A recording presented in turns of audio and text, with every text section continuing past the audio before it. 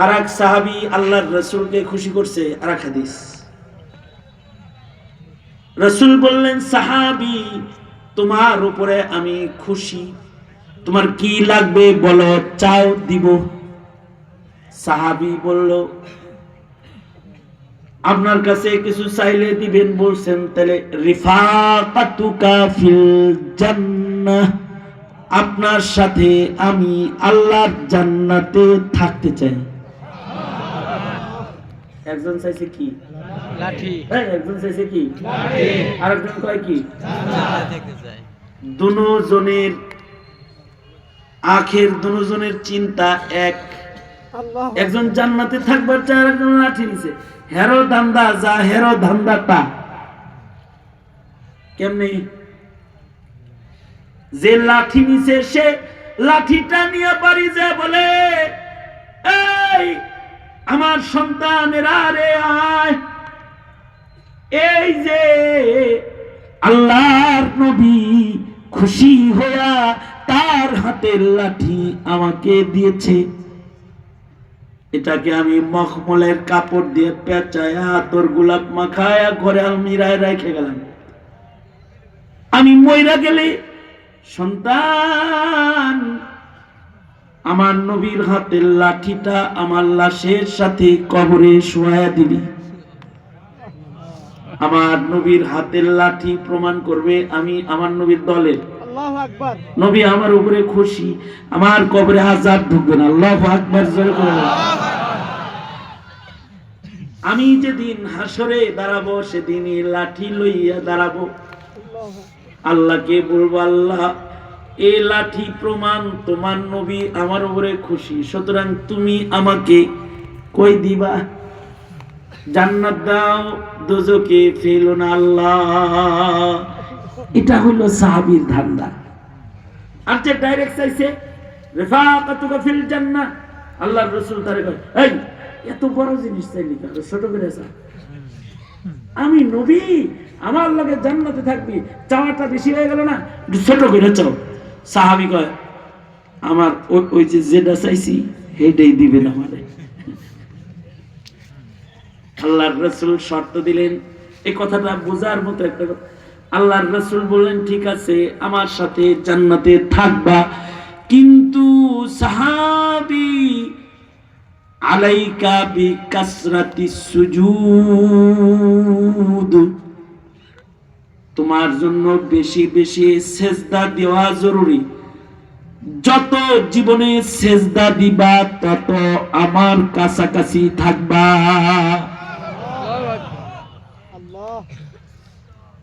এ কারণে সোয়া লাখ সাহাবীর একটা গুণ, ফি উজুহিহিম মিন আসারিস সুজুদ, সোয়া লাখ সাহাবীর কপালে সেজদার দাগ।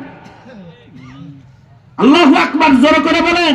আল্লাহু আকবার। আমি কয়েকদিন আগে এক এলাকায় ওয়াজে গেছি, তো একজন আমার এমনি ধরছে, হাত ধরে কয়, হুজুর দেখেন এই যে গুলির দাগ, এই যে গুলি ভিতরে আছে, এই যে আছে, এমনি আমার আঙ্গুল দিয়ে দেখায়, আমার হাত নিয়ে এমনি এমনি করতেছে। তারপরে প্যান্ট উঠে কয়, এই যে চাইনিজ কোরালের কোপের দাগ। আমাকে রাহেন না ভাই, এই যে আমার তো এই ইয়ের দাগ, এই যে হাতকড়ির দাগ আছে। হুজুর আমারে পাইলে মাইরা লাইতো। আমি কই, নিশ্চয়ই আপনি কাউরে মারছিলেন, কোন দল করেন? হুজুর আগে আমি সরকারি ছিলাম, ওরা বেসরকারি ছিল, এটা আপনি মারছেন, আপনার মারছে, আমারে পাইলে মাইরা লাইতো হুজুর। এই দেখেন দেখেন হুজুর কি অবস্থা আমার। আমি এখন আপনি কি নিয়ত করবার চাইতেছেন এগুলো কইয়া? আপনি হ্যাঁ ঘরে পাইলে শেষ করবেন নাকি? আমি বললাম, ভাগ্য ভালো একজন আলেমের কাছে আইছেন, আমগোর কাছে আইছেন, একটা কথা বলি, সেটা হলো গণতন্ত্রের দাসত্বের অনেক দাগ আপনার গায়ে আছে, কিন্তু আল্লাহর দাসত্বের দাগ না থাকলে হাসরে মুসিবত আছে, একটু সেইগুলা নিজের গায়ে লাগান।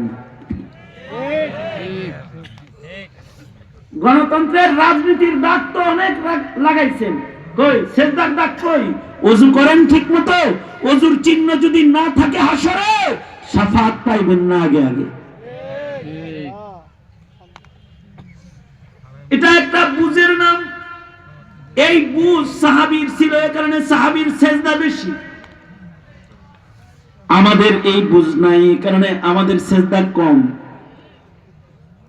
আমাদের কারোর সপ্তাহে 4 সেজদা, শুধু শুক্রবারে 2 রাকাত, আর কারোর সারা বছরে 8 সেজদা, 2 ঈদে 4 4 8। আর এমনও আছে হে সেজদা তো দেয় না জানাজার নামাজটাও পড়ে না। আমি ময়মনসিংহ আসছি এক জানাজা পড়াইতে, কারণ হাজী সাহেব আমারে আরাফার মাঠে ওয়াদা করাইছে, হুজুর আপনি আমার জানাজা পড়াইবেন। তা আমি জানাজা পড়াইতে আসছি, সেই চিটাগাং থেকে আইছি এর জানাজা পড়াইতে। এর জানাজার নামাজ আমি পড়াইলাম, ওসিয়ত করছে আমার লাশটা নামায়েন, আপনি একসাথে আরাফা করছে, আপনার লোকে শুয়ে রইলাম। ঠিক আছে, কবরে নামলাম, জানাজা করলাম, কিন্তু সবাই জানাজা পড়লো, একজন দেখি চেয়ারে বসে রয়েছে। আমি ভাবলাম লোকটা বড় ভালো, তার সাথে বিধর্মীদের সাথেও খাতির আছে, দেখতে আইছে কিন্তু জানাজা পড়ে না। আমি আস্তে আস্তে হের কাছে গেছি, জানাজার পরে যাই বললাম, ভাই আপনার নাম কি? সুন্দর একটা মুসলমানের নাম কইছে। আমি বললাম, ভাই জানাজা যে পড়লেন না? এই কথা বলতে পারি আমি, তেলে বাগুনে জ্বলে উঠছে আমার ভাই। এই আপনারা খালি পেঁচ লাগান সমাজে। কি পেঁচ লাগাইছি? কয় জানাজায় 1-2 জন পড়লে সবার আদায় হয়, জানেন না? মানে আলাল কিফায়া মাসালা যেটা, এটা হে আমারে পড়াইতেছে, বুঝছেন তো বিষয়টা? আমি বললাম এটা কি আমি জানি না? তারপরে জানাজা হইল দোয়া, আপনারা কাতারে দাঁড়ায় দোয়া করছেন, আমি চেয়ারে বসে বসে দোয়া করছি, সমস্যাটা কি হুজুর আপনার? আমি কই সমস্যাটা আমার না।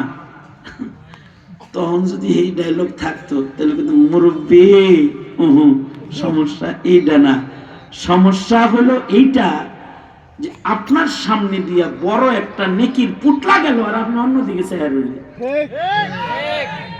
পুটলাটা কত বড় জানেন? আল্লাহর রাসূল বলেন, কেউ যদি জানাজার নামাজ পড়ে তার আমল নামায় 1 উহুদ পাহাড় পরিমাণ সওয়াব জমা হয়। জোরে বলেন সুবহানাল্লাহ। এত বড় পুটলাটা গেল, আপনি ধরলেন না। আল্লাহু আকবার। এতটুকু নেকির বুঝার নাই, অবশ্যই তার জন্য কবরে সমস্যা। এই কথা বলেন ঠিক না বা ঠিক? তাহলে আমরা কবরের যাত্রী, আমরা নেকি ছাড়বো না, ওয়াজ শুনবো, জিকির করব, জানাজা পড়বো, নামাজ পড়বো, রোজা রাখবো, ইনশাআল্লাহ বলেন, জোরে বলেন ইনশাআল্লাহ। আমাদের দরকার নেকি, নেকির দরকার। হাসরের কঠিন ময়দান যেদিন শুরু হবে, নেকি কম হইলে দোজখে যাইতে হবে, আর যাদের নেকি বেশি হবে তারা সোজা জান্নাতে যাবে। আমাদের তো দোজখের আগুনে সামান্য সময় থাকার মতো শক্তি নাই, সুতরাং জান্নাতে যাইতে হলে জীবনে গুনাহ বেশি না নেকি বেশি? আরো জোরে আওয়াজ করে বলেন, গুনাহ বেশি না নেকি বেশি? এবার বলেন, সমাজে গুনার পরিবেশ বেশি না নেকির পরিবেশ বেশি? আগে এরকম বড় মোবাইল ছিল না, ওই বটন মোবাইল ছিল। এখন এক একজনের পকেটে এগুলা 2টা। তার মানে পকেটের ভিতরে কারেন্ট থাক আর যাক, এটা একটা টেলিভিশন, সিনেমা হল। যখন তখন নজরের গুনাহ, কানের গুনাহ, মানুষ কি আগের চাইতে কম করে না বেশি করে গুনাহ? গুনাহ কমাইতে হবে। মোবাইল চালাও, মানা করি না, কিন্তু গুনাহ করো না। এই মোবাইলকে তুমি দোজখের সামান বানায়ো না, এটা দিয়ে গান শুনো না, এটা দিয়ে নগ্ন ছবি দেখো না, এটার দ্বারা তোমার সময় অপচয় তুমি করো না। এটাকে যতটুকু জরুরত অতটুকু ব্যবহার করো, ইনশাআল্লাহ বলেন। জোরে আওয়াজ করে বলেন, চিল্লায় জোরে বলেন, ইনশাআল্লাহ জোরে বলেন। সবচেয়ে বড় কথা, আমি যে কথাটা শেষ যেটা বলার জন্য আপনাদের এখানে আমি বসছি, আমরা ইলেকশনও করি না, পাবলিক না, নির্বাচন করি না, পাবলিকও না, দেশের সংসদ সদস্য হওয়ার খুব খাহে, সে দেশের মোল্লা মুন্সির নাই। কিন্তু আপনাদেরকে একটা কথা বলি, সেটা হলো এইভাবে ওয়াজ করে আপনার সন্তানের ঈমান আমল কয়দিন বাঁচাইবেন আপনি? সেজন্য দেশে পরিবর্তন দরকার। এখন একটা সময় চলছে, সামনের সরকার হবে আপনার সন্তানের ঈমান বাঁচানোর সরকার, এটা খেয়াল রাখতে হবে। সামনে আপনাকে এমন সরকার গঠন করতে হবে যে সরকার কাদিয়ানীকে কাফের ঘোষণা করবে। এমন সরকার বানাইতে হবে যারা নাস্তিকের মৃত্যুদণ্ডের আইন পাশ করবে। এমন সরকার বসাইতে হবে যারা আপনার সন্তানের শিক্ষা সিলেবাসে দিনিয়াত প্রবেশ করাবে এবং আপনার সন্তানকে ইহুদ নাসারার আক্রমণ থেকে রক্ষা করবে। ঠিক কিনা? যারা আওয়াজ করে বলেন। যারে তারে ভোট দিয়েন না। কি মনে করছেন আপনার একটি ভোটের কারণে হয়তো এই জাতি নাস্তিকতা প্রতিষ্ঠা পাবে অথবা এই জাতির ঈমান রক্ষা পাবে? এ কারণে যারা রাজনীতি করে তাদেরকে আমি বলি, এজেন্ডা পাল্টাও। তোমাদের নির্বাচনের ইশতেহার পাল্টাও। ইশতেহার, এটা মুসলমানের মাটি, এখানে ইশতেহারে আনো আমরা ক্ষমতায় গেলে কাদিয়ানীকে কাফের ঘোষণা করব। এখানে তোমরা ইশতেহারে আনো আমরা ক্ষমতায় গেলে নাস্তিকের বিচার করব। এখানে এজেন্ডায় আনো আমরা প্রতিটি মুসলমানের কালিমা, ঈমান, ইবাদত, শিক্ষা নিশ্চিত করব। এই কথা বলেন, আওয়াজ করে বলেন, আওয়াজ করে বলেন। এটা দরকার কি দরকার না? দরকার। আজকে দেশের এই বিশৃঙ্খলা, আজকে দিনহীনতা, নাস্তিকতার ছড়াছড়ি, সব কিছুর মূল হলো দিনই বুঝের অভাব। যেটুকুন দিনই বুঝ রক্ষা হচ্ছে এটুকুন সফলতা এই মাদ্রাসাওয়ালাদের। সুতরাং আলেম ওলামা যেখানে আত্মীলা করুন, এই এমনি এমনি করুন।